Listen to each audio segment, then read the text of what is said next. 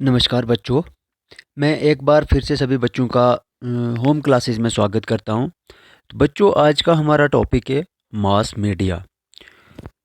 ये 11th class education के third unit का लास्ट टॉपिक है, मास मीडिया। इससे पहले हमने डिस्टेंस एजुकेशन पढ़ा था और फॉर्मल, इनफॉर्मल और नॉन फॉर्मल एजेंसीज हमने पढ़नी थी। तो नॉन फॉर्मल एजेंसीज में जो ये सबसे लास्ट वाला मास मीडिया, तो आज हम ये पढ़ने जा रहे हैं। बच्चों, मास मीडिया होता क्या और उसमें इसका एजुकेशन में कैसे यूज़ करते हैं, हम ये सब पढ़ेंगे। तो मास मीडिया हम उन चीज़ों को कहते हैं जो जिनके ज़रिए हम बहुत सारी इन्फॉर्मेशन गेन करते हैं, चाहे वो वीडियो फॉर्म में हो, ऑडियो फॉर्म में हो या रिटर्न फॉर्म में हो। हमारे पास वीडियो फॉर्म में तो टेलीविज़न आप लोगों ने देखा ही होगा, या वीडियोज़ जो आप देख रहे हो।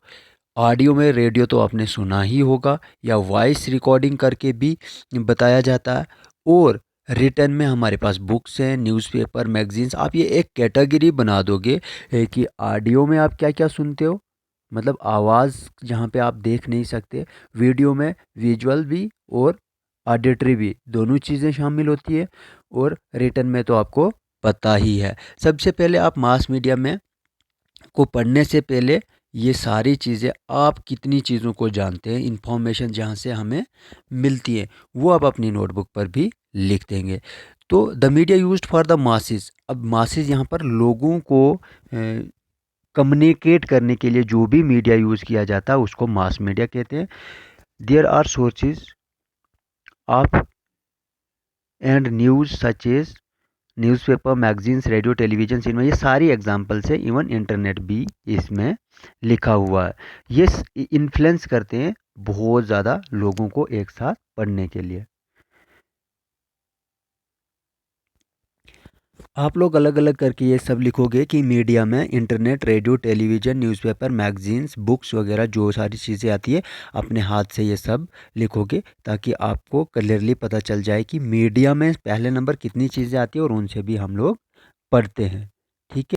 तो इसके अलावा बच्चों, कभी कभी एक नंबर का ये भी पूछ लेते हैं कि जो मास मीडिया है वो फॉर्मल, इनफॉर्मल या non formal agency of education है। तो आपने याद रखना है ये non formal agency of education है।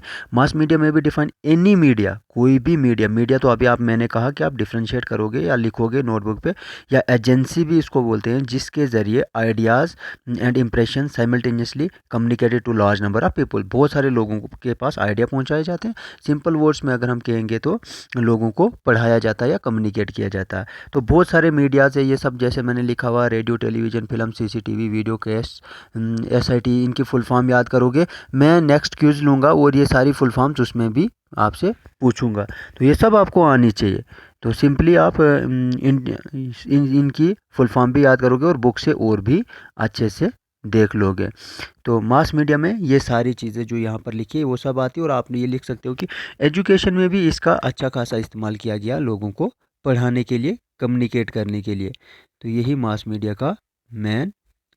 तो जब आप एग्जामिनेशन पॉइंट ऑफ व्यू से लिखोगे तो इसमें ये लिखना नहीं भूलना कि मास मीडिया बहुत इंपॉर्टेंट रोल प्ले करता है लोगों को पढ़ाने में, चाहे वो फॉर्मल एजुकेशन हो, इनफॉर्मल हो या नॉन फॉर्मल हो। हर जगह मास मीडिया का बहुत ज़्यादा रोल रहा और एक इंटरेस्टिंग तरीके से मास मीडिया से पढ़ाया जाता है। इसके आगे हमने जो पढ़ना है वो डिफरेंट मीडियाज़ को थोड़ा थोड़ा एक्सप्लेन कर देना कि टीवी से हम कैसे पढ़ते हैं, रेडियो से हम कैसे पढ़ते हैं, इंटरनेट से हम कैसे पढ़ते हैं, सिनेमा फिल्म से हम कैसे पढ़ते हैं। ये सारी चीज़ें आपने डिस्कस करनी है। तो ये चीज़ भी आप पढ़ लोगे। न्यूज़पेपर से हम कैसे पढ़ते हैं वो सब तो आपको पता है, लेकिन इतना कि कहीं से मटेरियल लेके आपने तैयार। तो इसमें हमने जो अभी ये ऐड किया है टेलीविज़न एज एन एजेंसी, तो सबसे पहले इसकी इंट्रोडक्शन दे देनी है कि टेलीविज़न बना कब था। ये दिल्ली में 15 अगस्त 1959 में बना था। और ये भी पूछ सकते हैं कितने टाइप के टेलीविजन्स होते हैं और कैसे कैसे पढ़ाया जाता है, ऑडियो और वीडियो दोनों इसमें शामिल होती है। तो ये सारी चीज़ें इस। तो सबसे पहले इसमें ये लिखा कि जो टीवी पे जो प्रोग्राम्स वगैरह लॉन्च करे थे 15 अगस्त 1959, एजुकेशनल मीडियम में 1972 से यूज़ किया गया था। बहुत सारे, जैसे कहाँ कहाँ से ये टेलीकास्ट करते थे टेलीविज़न। बहुत सारे जो टेलीविज़न सेंटर्स बनाए गए थे, Bombay, Srinagar, Jalandhar, Calcutta, Madras, Lucknow came into existence in 1975 onward into accession. ये थोड़ी सी इसकी हिस्ट्री पढ़ देनी है। Television is a wonderful means of communication. ये एक वंडरफुल मीन्स है, एक ज़रिया कम्युनिकेट करने का। Its advantages over the radio.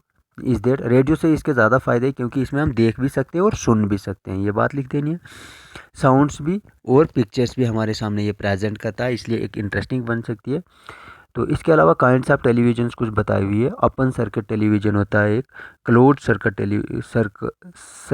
Television, recordings, ये 3 टाइप के टेलीविज़न ब्रॉडकास्ट, टेलीविज़न के ज़रिए जो भी ब्रॉडकास्ट करी जाती है ना, आपको ये भी पूछ सकते हैं कि टेलीविज़न से कौन-कौन सी ब्रॉडकास्ट, ओपन सर्किट होती है, क्लोज़ सर्किट और रिकॉर्डिंग। इसके अलावा एजुकेशनल एडवांटेजेस ऑफ टेलीविज़न क्या है? Wider range, television can present information to large number of students at a time. हाँ, ये तो होता ही, बहुत सारे स्टूडेंट्स को एक टाइम पे कम्युनिकेट कर सकते हैं हम। इसके अलावा utilising master teaching, television can utilize a master teacher so that every students can have a superior instruction। तो ऐसे मास मीडिया का अगर आपने समझना होगा तो इस टाइम पे आपको ज़्यादा मुश्किल तो नहीं आएगी, क्योंकि आजकल एजुकेशन में ब्लेंडेड लर्निंग इसको बोलते हैं, जो हम कर रहे हैं ना आजकल लॉकडाउन के टाइम पे होम क्लासेस ले रहे हैं, या वर्चुअल क्लासेस भी कहा जाता है, जो कि ओनली इंटरनेट और मीडिया के ज़रिए ही पॉसिबल है, जो आपका सारी क्लासेस पहुंचती है। तो ये एक बेस्ट एग्जांपल है आपके लिए, ये भी लिख सकते हो। तो इवन टेलीविज़न पे भी बहुत सारे प्रोग्राम्स आते हैं, आप वो चीज़ भी ये सब भी लिखोगे तो इसके अलावा बहुत सारी ऑडियो विजुअल एड्स हम देख सकते हैं इसमें, जिसको देख भी सकते हैं और सुन भी सकते हैं। टाइम भी सेव होता है इससे। एक जैसी यूनिफॉर्म फॉर्मेटी ऑफ कम्युनिकेशन, एक जैसा लेसन सबको मिलता है, डिफरेंट टाइप ऑफ लेसन्स नहीं मिलते हैं, फोकसिंग अटेंशन होती है। तो इसमें कुछ लिमिटेशंस भी है, आप वो भी लिख सकते हो कि वन वे कम्युनिकेशन है, यहाँ से हम कुछ बोल नहीं सकते टीवी को, है ना, ये इसकी बहुत बड़ी लिमिटेशन है। अनसाइकोलॉजिकल ट्रीटमेंट, किसी बच्चे को परेशानी आई होगी तो टीवी नहीं समझेगा इसकी परेशानी, वो अपना लेक्चर कंटिन्यू करेगा। इनकन्वीनियंट टाइम, अब टाइम कौन सा सेलेक्ट करा होगा, उस टाइम लाइट नहीं होती है, बहुत सारी परेशानियाँ होती हैं।